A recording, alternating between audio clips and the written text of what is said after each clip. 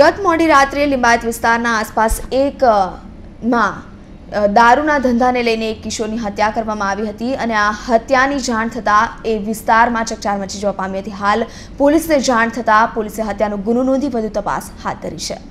રવિવારે મોડી રાત્રે લિંબાયત વિસ્તારમાં દારૂના અડ્ડાને કારણે એક કિશોરનું મોત નીપજવા પામ્યું હતું। દારૂના ધંધા કે અદાલતના લીધે કેટલાક માથાભારે શખ્સોએ દારૂના અડ્ડાની મગજમારી કરી કિશોર પર હથિયારો વડે હુમલો કરી હત્યા કરી નાસી છૂટ્યા હતા।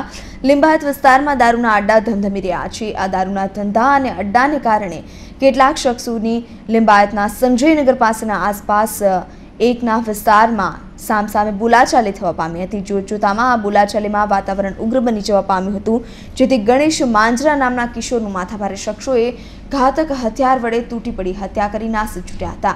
ગણેશ માંજરા મોતથી સમગ્ર વિસ્તારમાં ચકચાર મચી જવા પામી હતી। દારૂના ધંધા અને અદાલતમાં હત્યા થતા લિંબાયત પોલીસ દોડતી થઈ જવા પામી હતી। આખરે ગણેશ માંજરાની હત્યાની ફરિયાદ નોંધી લિંબાયત પોલીસે હત્યારાને ઝડપી પાડવા વધુ ચક્રો ગતિમાન કર્યા હતા। Bureau report, Hind TV news, Surat.